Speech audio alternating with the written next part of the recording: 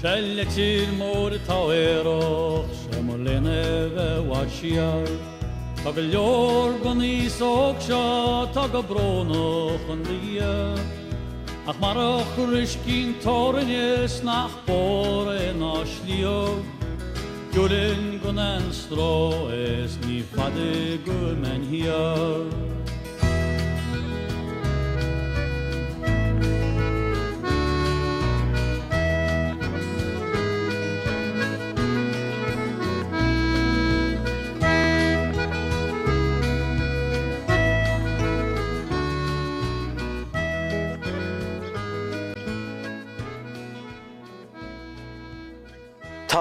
Ceantar na nOileán tá sé thart ar gáscóir míle siar ó ghaile mach bothar chósta nar chríide spidéal caisearige agus an sin ó bhéal a daingin siar go fada le tún letir Miláin sinna Ceantar na nOileán áite tá ceanglí le droichead tá daingin ans tá carige lugáin ans tá chuigéalán ach tá limistéir mór timpeall ar chéin tíomh freisin agus Ileáin machhaid agus níl mar agul mór an ar na Hileáin sa lá taine bun ach tá neartaína buchs le dia na gúnaí Ceantar na nOileán.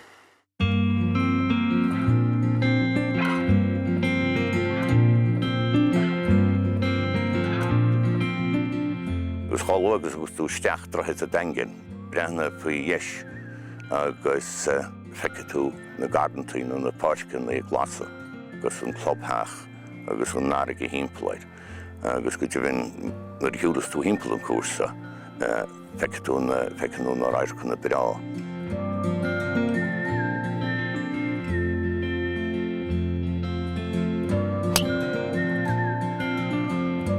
Má chréitin tú rud is féidir leat agus deidir linn agus fuair muid a takeíocht agus go réir a chéile tháinig muintir na háite agus na báil tháinig séad ar bord agus tháinig na cuairteoirí agus focail béal ceapal na dhéalann san áite a hímpel an domhan agus gom teangaid siad an seo Seapáin as Sín as Merica daoine seo Afric Hesla hanna.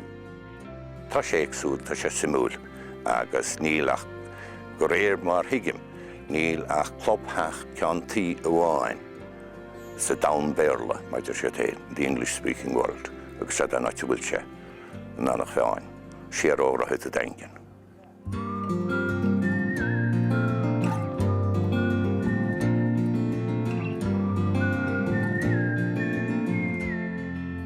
Tá an túna daireachta bunaíonn seo le Miláin ó mbliain 2009.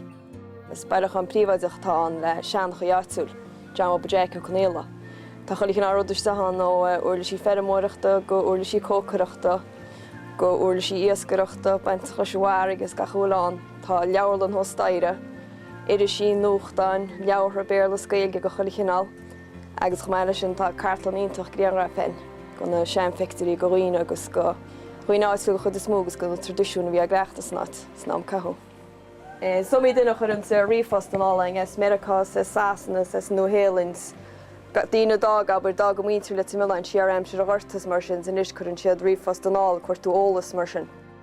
Bhí muid a chuir cuasí trónthir bun san íbre, fá muid leid ógaisteach agus daoine ní sinne a gobar aber múnaí na thuceirí na gaiileh dhéana Rópéins mar sin agus cean go nó project is smúta dín ten go dáta ná an bád an Gailí. Bhí sí caiite drepaisí thuas ngáirí thuas am na ciile.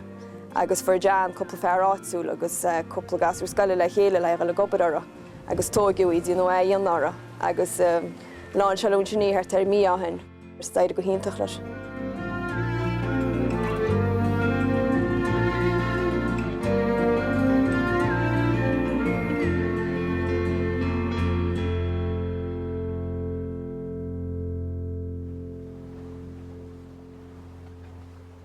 Tá na báid mhór a go láidir sa Ceantar, tá báid ag go leordaín inis, glóteogaí agus rudaí an chinál sin agus tá me ceapa gur rudéad a gurins na sransearí hagans go dtí an Ceantar seo ansím go deointe, mar níl mór an áiteile a damhúil siad le feiceal ach tíomhaí chun na maran seo.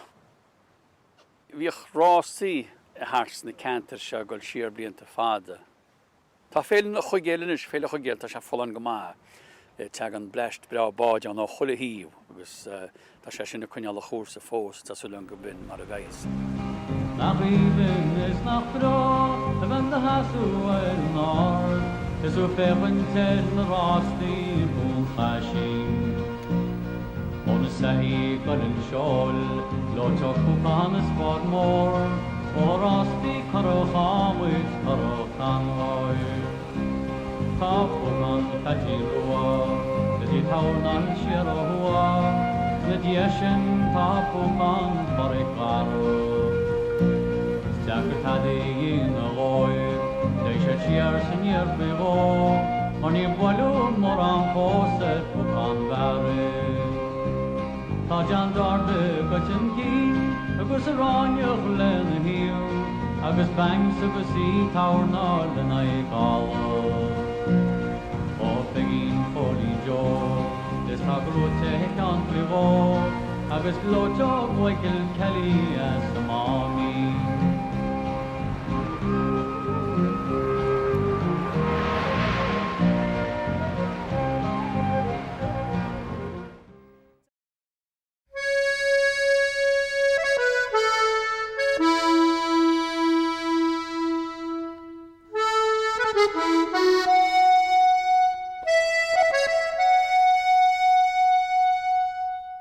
Tamutisek sif tabur niwana. Tash de mali hirni. De eerste 6 godin Iran nach een tabur heen nach vi draforam voor baas naar Visiano gus dier sheer mohoor en enig she on 3 artikels je parten cha.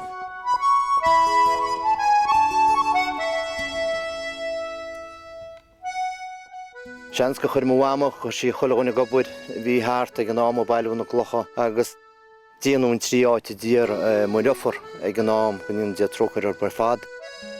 Mléana hánig grúpa sa meile Timmy Kelly si sa bailin se agus coppla deile agus chu sé slacht nóid. Tá go leor scéalta iontacha chluistíon faoin náid. Go leor leisan daobh feinhib, daobh cancer, daobh glór, daobh choliní beo. Go sean sgúil se go ddíireach má chuinn tuisteach do chraí go rud cinn speisialt a bainte san náid go séasa se leat. Na rianastú nó bhíonn seo díirtar go headú heachta réisián trí huaire. Sé bailach bhíoh muide díana ná déach mu timppla 6 nuaire. Agus é sin na tháinig cin an tainim speisialta sin cumann peile na bhana litir mór agus tá muid liú bródú lei sin agus seans go mín na bhana lín choláite hainsmuid ó baistún tainim méidir cumann agus ní léon dó faoi na peiledóirí na bhana gúil siad amródú leis na nainim agus san gceansaí.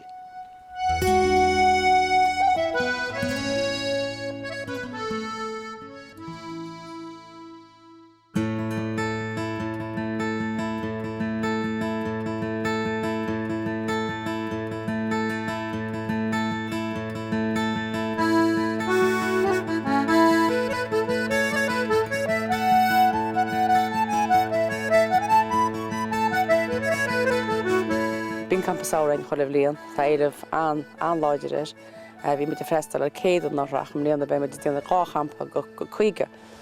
Nuair hasín smuid an campa tá riomhhaid gaiisúir tá feiteach agus a bhfuil éhrééis arb faoineisce ach gur maiile peachta agus brenn ach sin spriccha aine na go mééis na gaiisúir is campa isce le mna tá an mar sin burning méidir san isce. So de réidir chéile bíonn si san isce. Lopéin le teagas scóir díana ráród ach ag déide an campa go handúil mar bhfuil siad anfeiteach tá siad do léim go chéimh.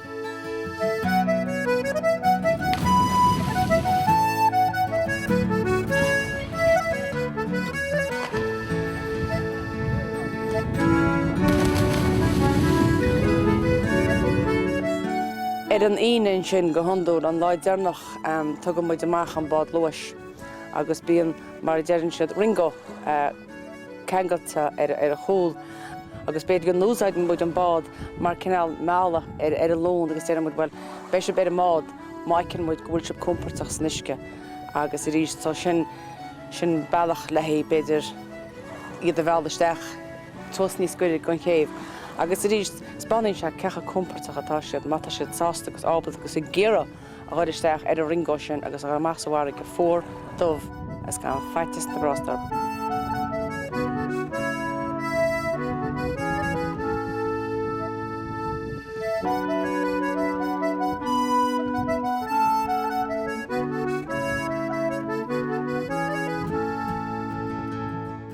Stoib má muid go breanú ar tarasachtain agus muid anric faoi cá muid rábhil oké bhánach muidin seo, cid dhéanach muide amach muidin se ar siide.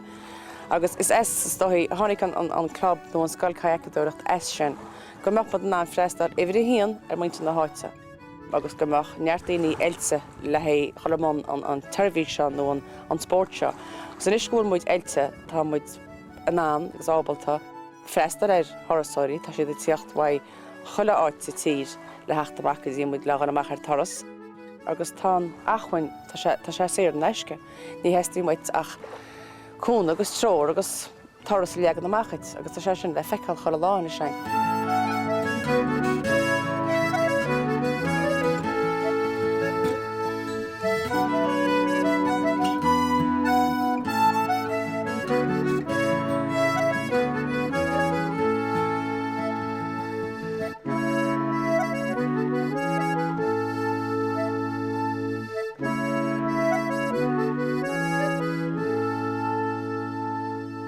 Dyna be bhfuil bhíon fulla bra gaelach an chuisleachaí, níl dawta be nach bhhaile se a bheith i gceantar na Níleán. Tá an ceolán, tá na hóráineán, tá an damsan. Ní hín leránis go binnecha níon sa duna beo mar deara achas chuidehágan síla le bheith bra sláintú le géisteach le na lehéidí. Agus na daoine tá daoine breán, tá na cricéin, tá na airigéin, tá na báidein agus bhí muid ceint ar a ball agus rudí an chineáil sin agus bhfuil said más duine hús sort le réchúise chud be bhfuil said go gapin goráite ceantar na Níleán tíiste an daingan a hásocht na be mar bhfuil se uasach deachar a hású.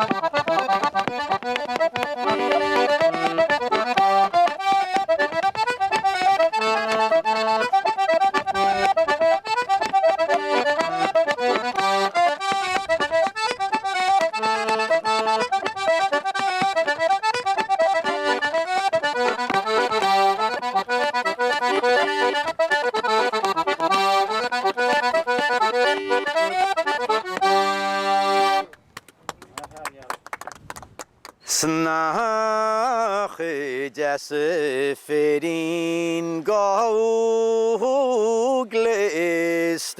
kurste trahanwi halidin tariashne grene waskochelri Ta gardine pleasure-lenative Ein hognish Skålne tante vigales lante Heg for untanlemi Dyna gwna ffili môr os y tianem sydd y gentor na Níleán na colum diwali agus chumse cwrti trohan wy gus o'r an y te gus gwliorele. Agus tras na wynyn sy'n sy'n yn istrawyd fi tia gobod on yn endi leis y glohortoch.